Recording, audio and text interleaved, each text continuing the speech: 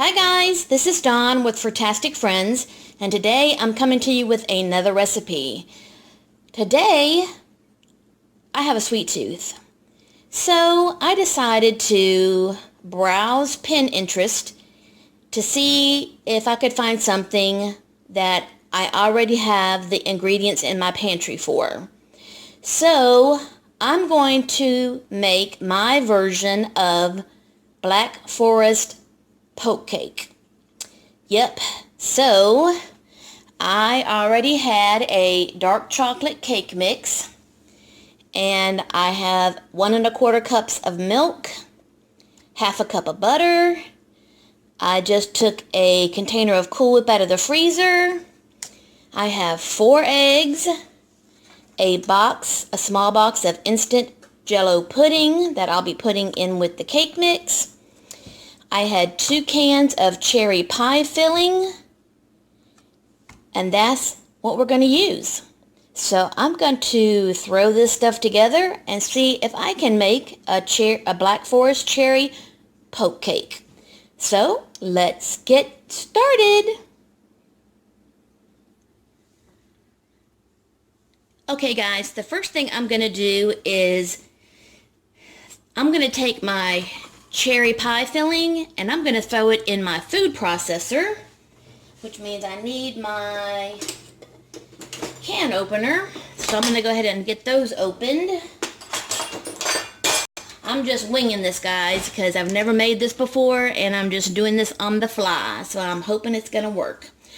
But I'm going to throw this in my food processor and just process it just a little bit, because since this has whole cherries in it, I want to chop up those cherries a little bit so that when we make the holes in the cake, it will go down in the holes along with the cherry sauce and, seep into the cake. That's my thought process at the moment. So we're going to see if it works. So let me go ahead and get these cans opened and thrown into the processor. So give me just a second.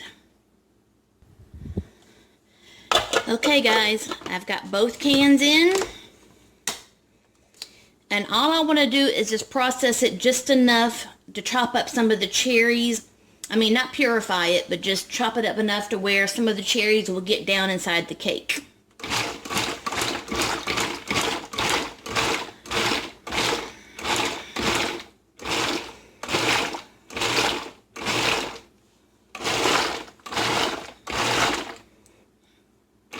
Okay.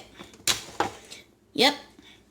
So there's still some texture there, but they're not all the way down. Okay, so that's done. Now, let's work on our cake. Let me go get my mixer. Okay guys, I've got my mixer and I've already put in my, I'm using the Betty Crocker's Super Moist Dark Chocolate Cake Mix and a box of the instant pudding. Now my cake mix asks for 1¼ cups of water, a ½ cup of vegetable oil, and 3 eggs. And I've covered this in a previous video. I'll be replacing the water with milk, the oil with butter, and I'll be adding an extra egg. So I'll be using 4 eggs just to really make my cake mix just extra rich. So here we go. I've already added the dry ingredients in there. Lock in my mixer. And I'm going to crack my eggs one at a time into a little bowl, because I want to make sure I don't add any eggshells into the mix while I'm doing this. So I'm going to first add in my milk.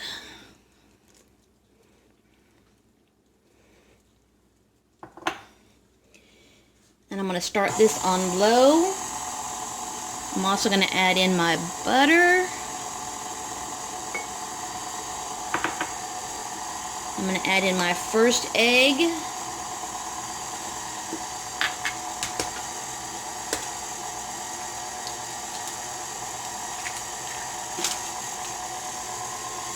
Now I want to make sure that egg starts getting incorporated before I add in another. Oh, it's a little too fast. There we go.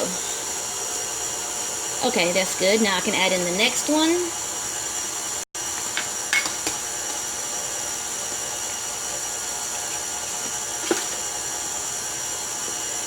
Okay, there we go. There's the third.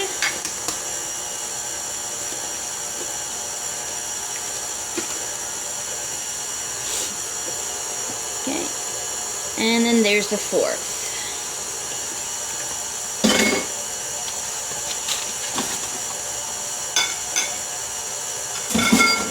And then now we want to mix this for 2 minutes. So I'm going to go ahead and let that go for 2 minutes, and then I'll be back.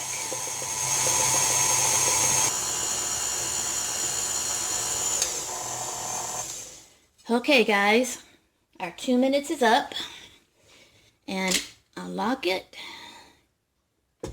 And now I'll need to scrape down the sides, give it a good mix with the spatula just to make sure that everything's incorporated.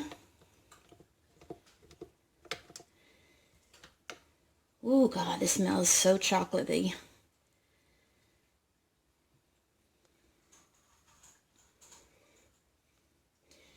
And I've already got my 9 by 13 aluminum pan over here that I've lightly sprayed with some cooking spray.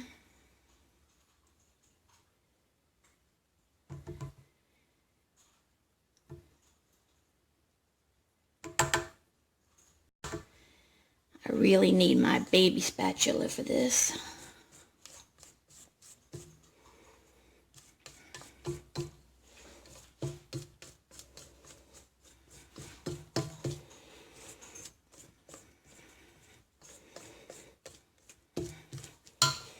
Matter of fact, where is my little baby spatula?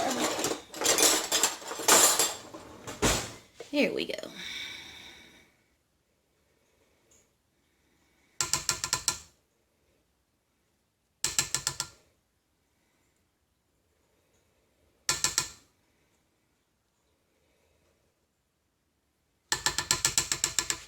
Okay.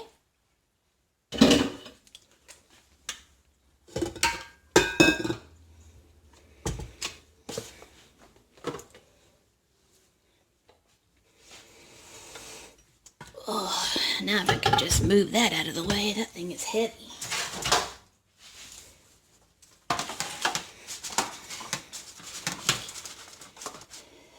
And I went ahead and put this on a sheet tray because aluminum foil is not, I mean, it's great for cleanup and things like that, but for something this big, it's not very sturdy. So I put it on a sheet tray so that it's easier to take in and out of the oven.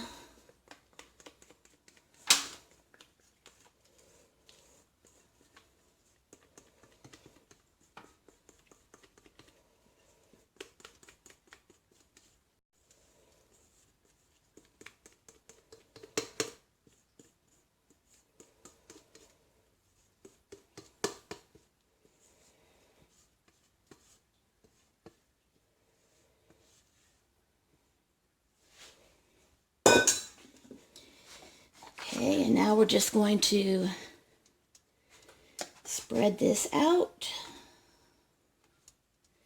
I've already got my oven preheating at 350 degrees, which is what it calls for this cake mix.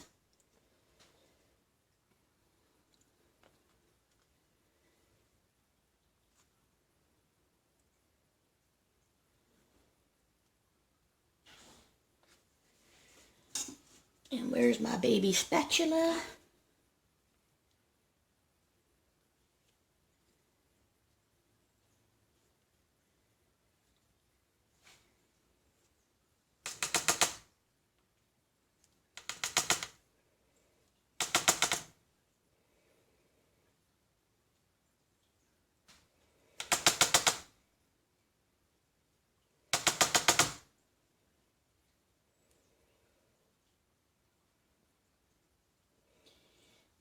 I hope this recipe turns out the way I think it's going to turn out.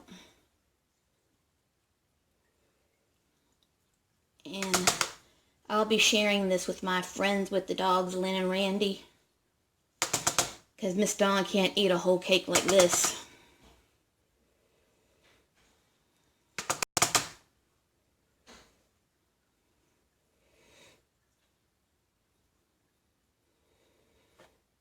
Okay. There we go, guys. In the oven. 350 degrees. Oops, I forgot to look at how long I'm supposed to cook this thing. Okay, 13 by 9 for 30 to 35 minutes. So I'll be checking it at 30 minutes just to make sure so that it doesn't overcook. When that happens, I'll be back. Okay, guys. I got my cake out of the oven. I've been letting it cool. I think it's cooled for about 15-20 minutes, so it's still warm, but I can handle it with my hands. Look at how gorgeous this cake turned out. Man, I'm so happy. Can't believe how beautiful that turned out. Ooh, it's actually really warm. Now the next part is to take a straw or a wooden spoon or something, and I'm gonna poke a whole bunch of holes in this. And when I do that, I'm going to take my cherry mixture that I had put in the food processor, and I'm going to pour that all over the top. So let me go ahead and poke my holes, and when I've got the holes poked, I'll be right back.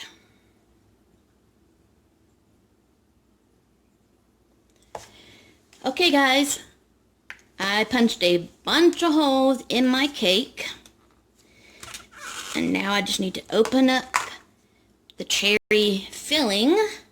This is just pie filling that we put into the food processor. And now I'm going to pour it all over the cake.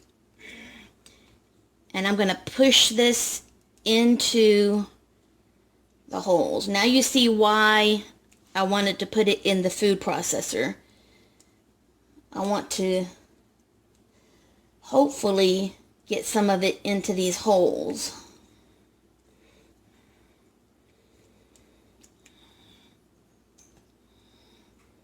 And also down the sides of this cake.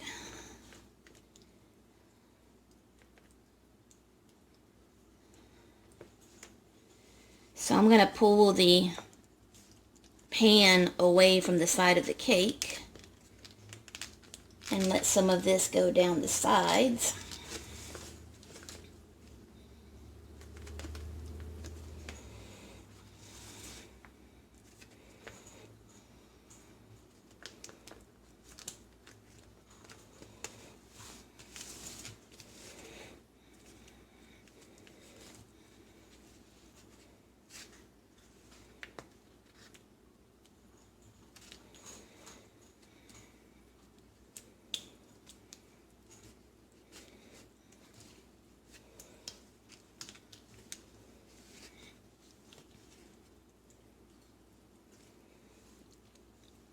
Okay, and what I'm going to do next is I'm going to let this, I'm going to put this in the refrigerator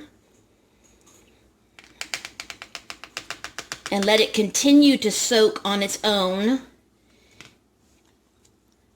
And hopefully the cake is going to absorb some more of this cherry. And if it does, then I can put some more on top later.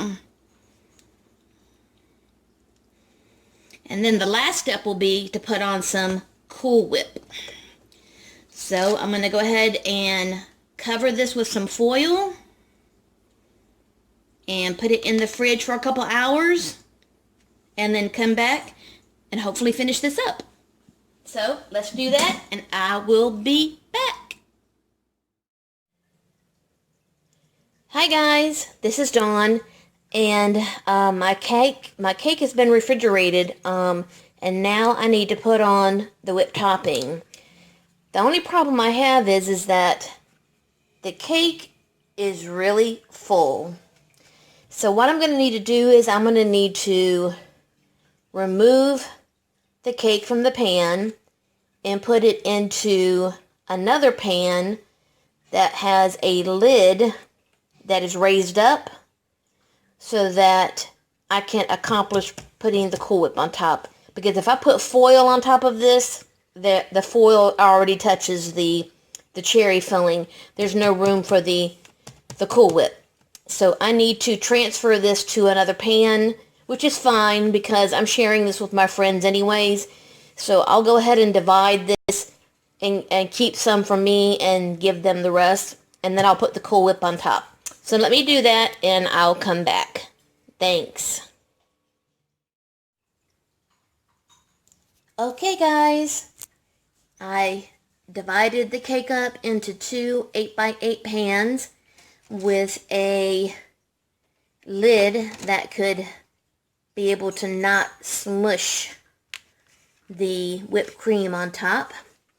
But as you can see, there's the chocolate cake with the cherry topping, and then now with the Cool Whip on top.